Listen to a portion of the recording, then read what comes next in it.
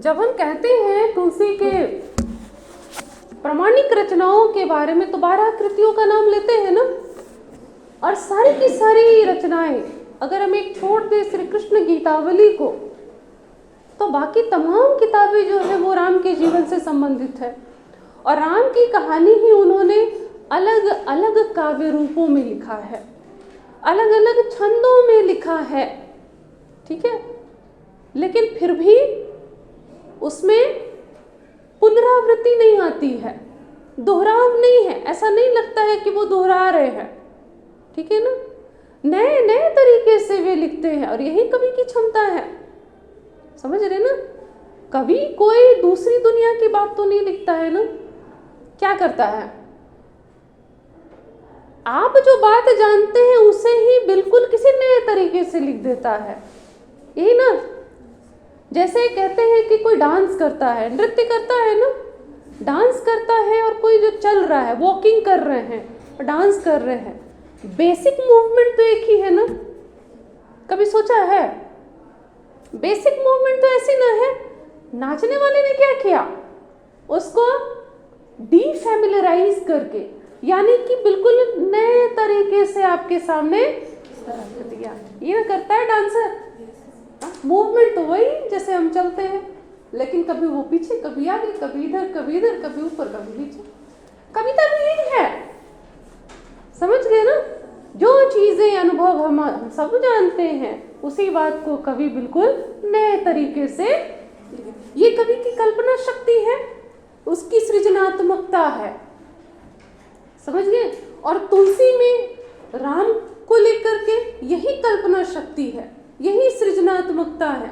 इसलिए राम की कहानी ही अपनी तमाम किताबों में वो लिखते हैं, तमाम छंदों में लिखते हैं और नए नए तरीके से लिखते हैं, ठीक है। सबसे पहले तो मानस, रामचरितमानस आपको मैंने बताया, प्रबंध काव्य, महाकाव्य है, 7 सर्गों में कहानी है। क्यों मानस क्यों लिखा?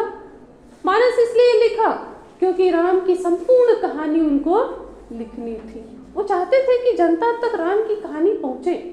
वो उपदेशक थे ना, राम कथा वाचक थे, राम कथा सुनाते थे काशी में, और लोग जो थे बड़ी संख्या में आते थे उनसे सुनने के लिए, बड़े प्रसिद्ध कथावाचक थे।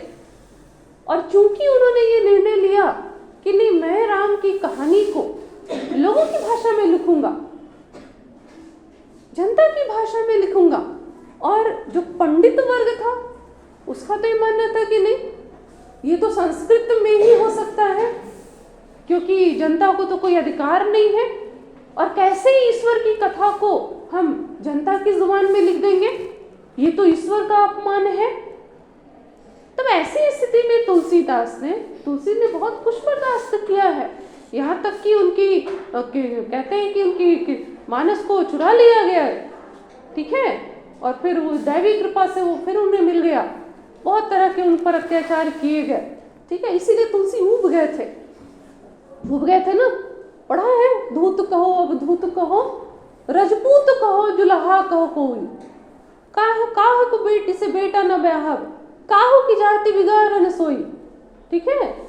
कि मुझे धूर्त कह लो या वो अवधूत कह लो, जो धुनी भभूत लगा करके घूमते रहते हैं,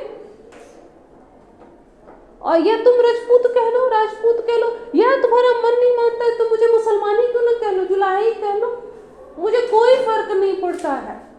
क्यों? क्योंकि न मुझे किसी की बेटी से अपना बेटा ब्याहना है, न मुझे किसी की जाति को बिगाड़ना है, न मुझे किसी जाति को बिगाड़ने का डर है, ठीक है। आगे कहते हैं, अंतिम पंक्ति उनकी यही है कि मांग के खाई मसीब को सोईबो, लेबे को एक न देबे को दो।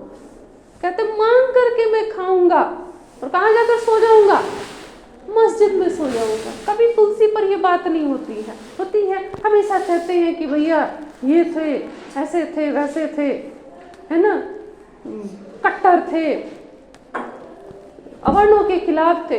लेकिन तुलसी में ये विचार भी तो होने के लिए ना, मांग कर खा लेंगे, हम मस्जिद में जाकर के सो जाएंगे, क्योंकि हमारे सामने कोई फर्क नहीं है, न ले तो कोई एक, न दे को दो, न किसी से कुछ लेना है, न किसी को कुछ देना है, सारा तो भगवान से हमारा रिश्ता नाता है ना।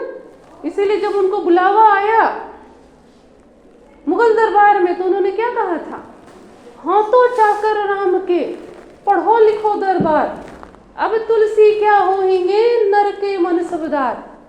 मनसबदार होते थे ना मुगलों के, और बड़े पावरफुल होते थे, समझे, बड़ी फौज उनके पास होती थी, जागीरें मिली हुई होती थी। रहीम खान खाना, रहीम पढ़ते ना कवि रहीम, मनसबदार थे, योद्धा थे, पता है, योद्धा थे, मनसबदार थे, और बड़े बहुत बड़े दानी थे रहीम, समझे। और तुलसी कहते हैं कि भाई हम तो राम के नौकर हैं, हाँ तो चाकर राम के, हम तो राम के, हाँ मतलब मैं चाकर हूँ राम का, और पढ़ो लिखो दरबार। अरे वो राज दरबार जाके क्या करेगा, वो तो पढ़ा लिखे लोगों का दरबार है। देखिए कितनी विनम्रता है। तुलसी से बड़ा कोई विद्वान था, शास्त्र मर्मज्ञ था, बोलिए, सारे शास्त्रों का ज्ञान था। मानस लिखा, लिखे नाना पुराण निगमागम सम्मत करके ही उन्होंने लिखा, लेकिन क्या कहते हैं, दरबार पढ़ा लिखा है। कहते अब तुलसी क्या होंगे नर के मनसबदार। अरे जो राम के नौकर हो गए, उनके चाकर उनकी सेवा में लग गए, अब क्या नर के। और साहस देखिए, मुगल सम्राट को कहते हैं नर, साधारण मनुष्य, जबकि जाकर के हम साधारण मनुष्य के मनसबदार बनेंगे।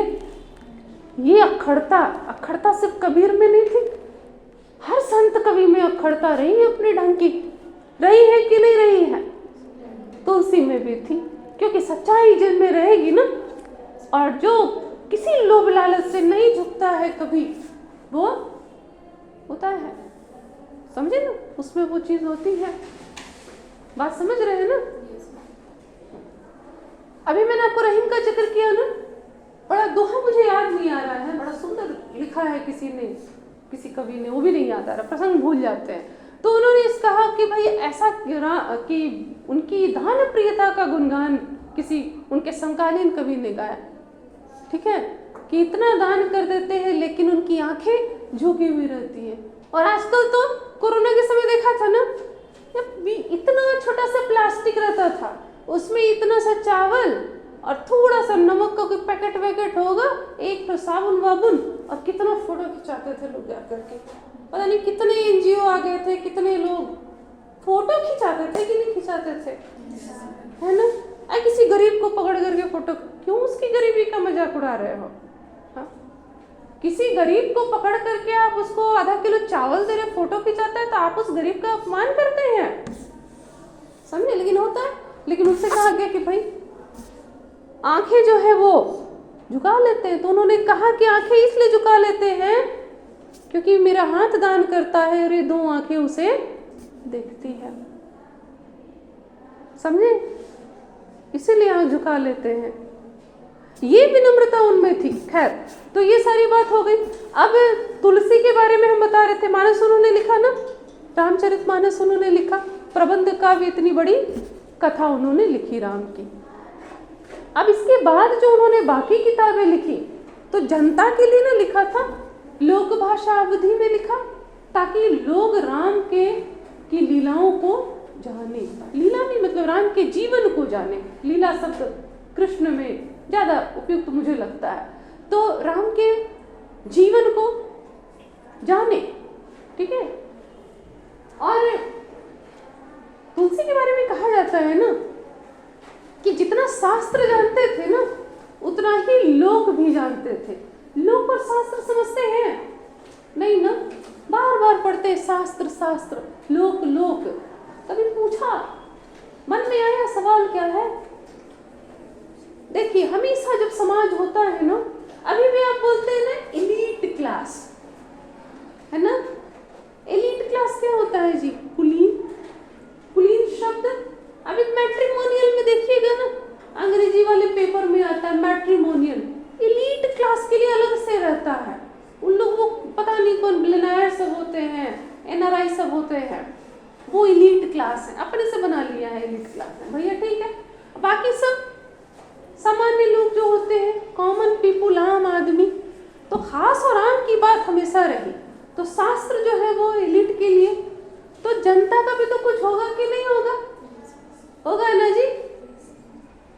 तो शास्त्र तो एलिट क्लास के लिए था, कुलीन लोगों के लिए हमारे यहाँ था। जनता ने भी अपनी शैली विकसित कर ली ना लोकगीत की, कि नहीं विकसित की?